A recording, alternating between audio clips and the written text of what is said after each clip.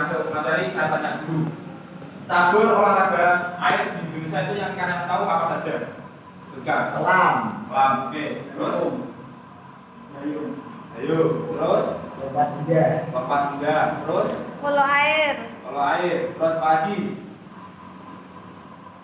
Jadi enggak kalian sebut ini. Renang. Olahraga air ya. Nah. Banyak ya macam-macam olahraga air di yang kalian tahu. Induknya olahraganya semuanya bisa itu. Banyak ada renang, selam yang kalian sebutkan tadi. Nah, hari ini kita bahas selam. Selam salah, renang ding. Renang. Gimana Pak? Terutamanya itu renangnya itu. Banyak ding. Siap. Oke, yang kalian tahu renang itu gayanya apa saja? Gaya dada. Oke, satu, Gaya terus, bebas. terus, Gaya punggung. terus, Gaya kuku. empat ya, Siap. empat gaya. Nah, coba cek dulu apa enggak. Nah, tapi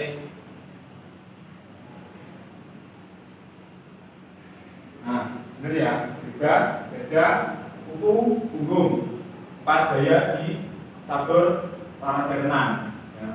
Tapi kita masuknya ini yang gaya bebas. Fokus kita di gaya bebas.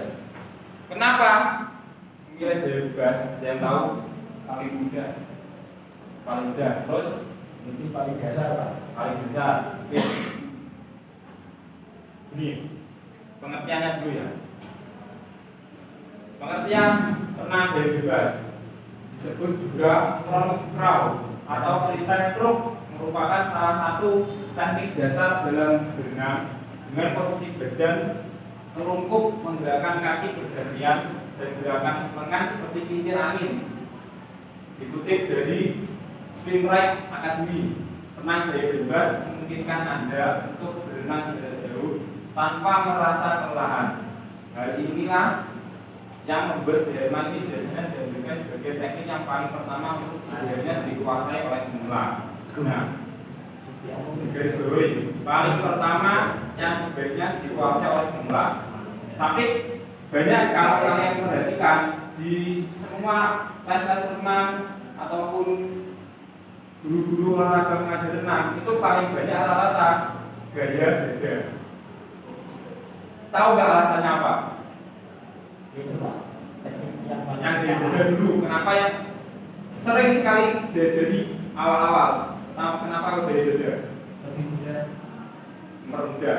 Oke, ini kalau gaya dada itu koordinasinya yang mudah, cuma gerak tangan sama kaki, kepala.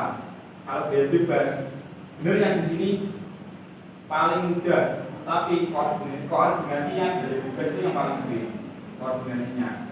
Ya, menurut saya kalau yang gaya dada itu merupakan trik marketing dari sebuah tempat les-lesan atau pembelajaran tempat berenang. Soalnya apa? Orang tua pasti menuntut untuk anak tersebut harus bisa cepat berenang, dan itu merupakan tuntutan dari pelatih juga. Ya, oke. Nih, untuk selanjutnya masuk ke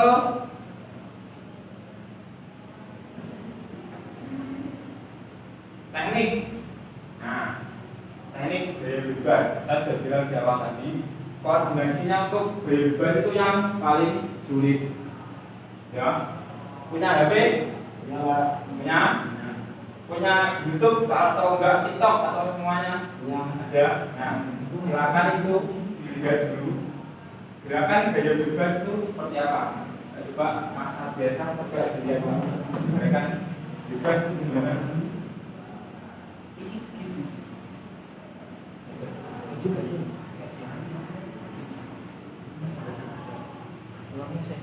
sudah Pak, saya lihat. Nah, Ya. menurut kamu gimana ini? Kalau gaya bebas itu antara tangan kiri sama kaki waktu bicara itu sebenarnya koordinasinya agak susah. Gak bisa, ya. Kan seperti GIF, kalau enggak gambar seperti ini ya gerakannya. Pengambilan nafasnya juga. Pengambilan nafasnya itu, tekniknya, dan gimana yang benar itu. Nah, biasanya kalau guru-guru itu mengajarinya itu yang pertama itu yang belum bisa berenang ya. Ingatkan itu cara pengenalan airnya gimana.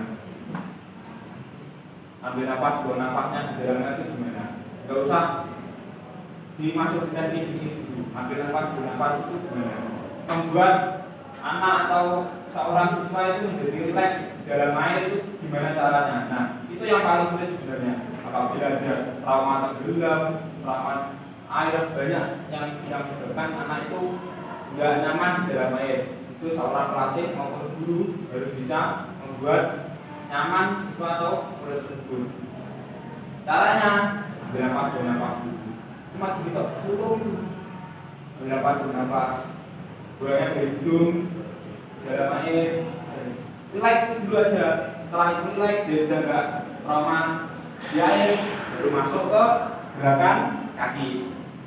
Kaki dulu. Nah, kaki dulu, kaki bebas itu sebenarnya mudah. Soalnya apa? Bebas itu nggak merubah gerakan motorik dari seseorang, tidak berubah. Gerakan lutut kan, ya lutut kan sendirinya kan gini, tas dua gini. Nggak mungkin kalau lutut putar kan malah menyakitkan nanti. Ya, gerakan bebas itu nggak berubah dari motorik. Itu tetap kakinya tetap gini gerak atas bawah secara bergantian. Ya. Kaki dulu, kakinya sudah nyaman, sudah rileks badan, baru belajar ke ambil nafasnya. Ambil nafas dari bebas itu belajarnya begini. Misal pegang pelampung di tangan kiri, tangan kanannya ini di bawah sini. Ini tinggal gerak ke kepala aja, kepalanya miring, miring ya, ini miring ke atas, bukan ke depan. Tengok aja, ini masih nempel. Jadi belakang kamu masih nempel, ini aja. Ini kepala nggak boleh ada jarak. Itu apa dulu. Nah, kalau sudah kaki sudah lancar, ambil nafasnya kepala sudah enak, baru masuk ke atau ya di tangannya itu gimana. Nah, dilihat dari gambar itu tangannya kan bergantian. Biasanya ada yang disebut itu daya kali. Daya kali itu ngawur. Nah, kalau dia bebas itu sama sebenarnya, cuma yang berbeda kepalanya itu masuk. Kalau dia bebas tangan ini harus di sini tekuk, ini dorong lurus ke belakang. Ngambilnya sekalian yang dalam sisa di dalam air, dorongnya itu dari enak dan lebih cepat ya, terus dorong di sini tekuk masuk, dorong tekuk masuk, dorong tekuk masuk. Berarti di sini tekuk Pak? Ya, bukan. Gak apa-apa gini. Biasanya kalau awal belajar kan gini. Nah, ini malah memperlambat kamu. Ini tekuk masuk, dorong lurus, tekuk masuk. Kiri pun juga sama, dorong tekuk masuk. Kiri pun juga sama. Nih, dari teknik ini ada yang ditanyakan atau masih ada yang bingung? Biasanya bingungnya itu belum praktek, ya bingung. Ya, ada gambaran, belajar kakinya dulu aja, biar nilai. Biasanya itu masalah-masalah yang di dalam kata anak-anak itu biasanya gini, belajarnya itu gini.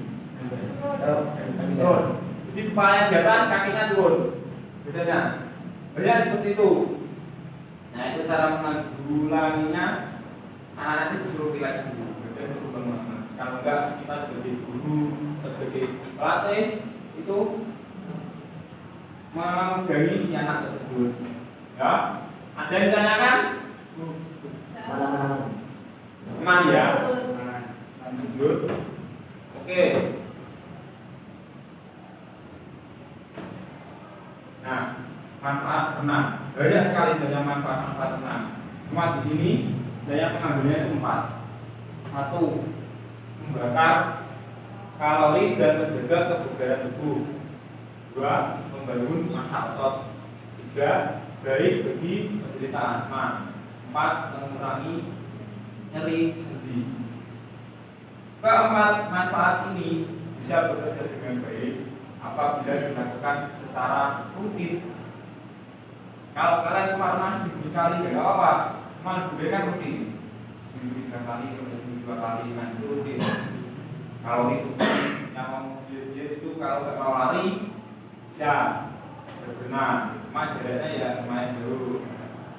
Kalau massa otot, nah biasanya tidak kerasa itu kan kalau berenang bener di dalam air itu keringetan aku. Nah sebenarnya itu kan berkeringat, cuma nggak kerasa.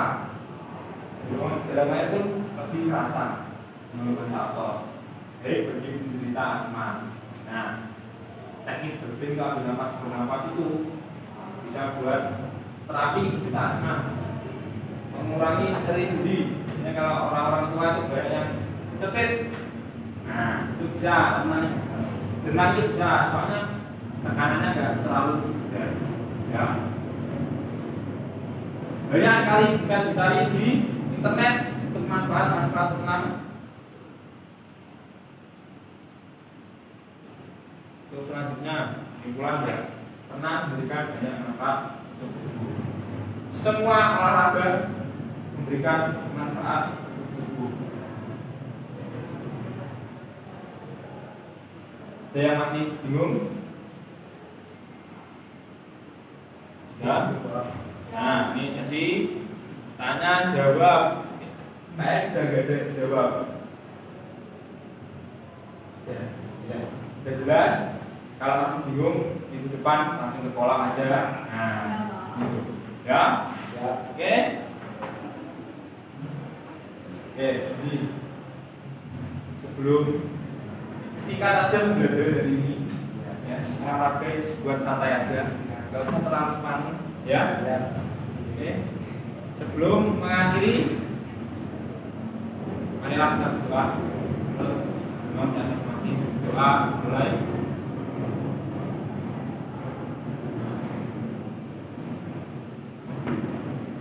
Doa selesai. Oke. Sekian dari saya. Assalamualaikum warahmatullahi wabarakatuh. Waalaikumsalam.